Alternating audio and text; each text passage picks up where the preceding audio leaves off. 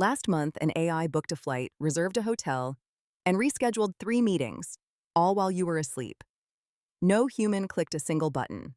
That's not ChatGPT, that's something new. It's called an AI agent. And right now, 80% of business software already has one built in. You've probably used one without knowing it. But here's what's strange. Nobody can agree on what makes an agent different from a chatbot. So let's settle it. Here's the simplest way to think about it. ChatGPT is like a very smart friend you can text. You ask a question, it answers. You ask another question, it answers again. Every single step requires you to type something. An AI agent is different. It's more like a personal assistant who can actually do things. You say, book me a trip to Chicago next Tuesday, and it goes. It checks your calendar, finds flights, compares prices, picks the best option, and books it. You didn't approve each step. You gave one instruction, and it figured out the rest. That's the core difference. Chatbots answer, agents act. But how does that actually work? An AI agent has 3 parts. First, a brain. That's the language model, the same technology that powers ChatGPT. It can read, write, and reason. Second, memory. The agent remembers what you asked, what it already tried, and what worked.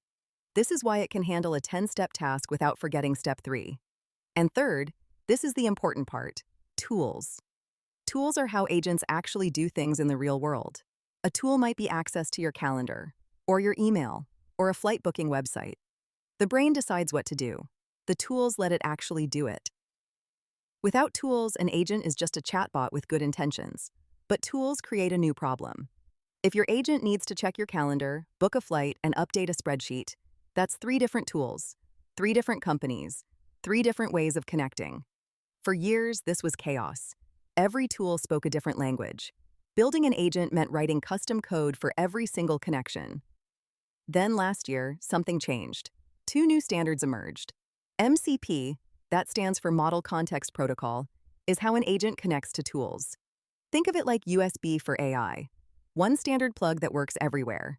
A2A, Agent-to-Agent Protocol, is how agents talk to each other. One agent books your flight, another handles expenses. They coordinate, without you.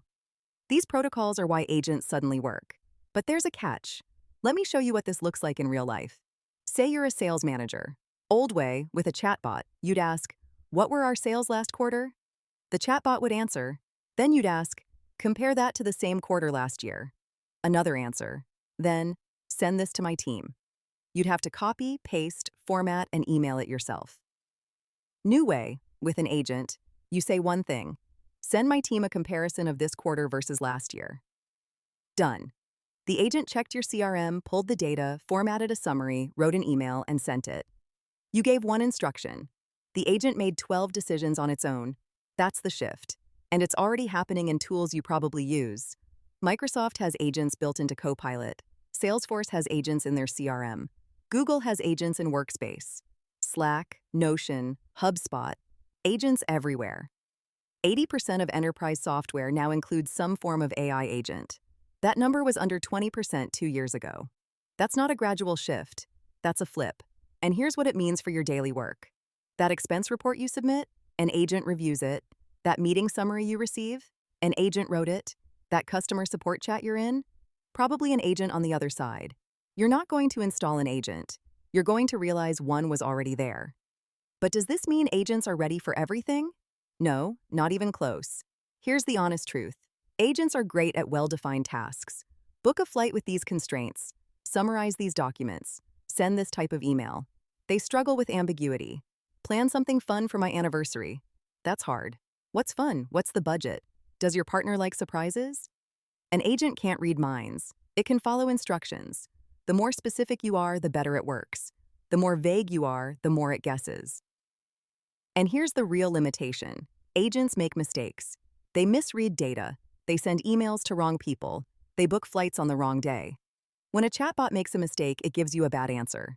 When an agent makes a mistake, it takes a bad action. That difference matters. So here's the nuance.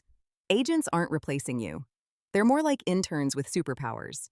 Fast, capable, but they need supervision. The best companies right now? They're using agents for the boring stuff. Data entry, meeting notes, first drafts, routine emails. They keep humans in the loop for anything with judgment calls, anything with real consequences. The question isn't, will agents take my job? The question is, which parts of my job do I want an agent to do? Because that choice is becoming yours to make. So, what does all this actually mean for you? Remember that AI that booked a flight while you slept? That's not science fiction anymore. It's what agents do. The difference between a chatbot and an agent is simple. Chatbots answer your questions. Agents take action on your behalf. They have brains that think, memory that tracks, and tools that do. MCP and A2A made them universal. 80% of business software already has them. You're not waiting for agents to arrive. You're learning to work with the ones already here. Here's what this means for your life. The software you use is about to get much more capable, and you get to decide what stays on your plate and what you hand off. Start small, be specific, stay in the loop. That's how you work with agents. Not under them, not against them, with them.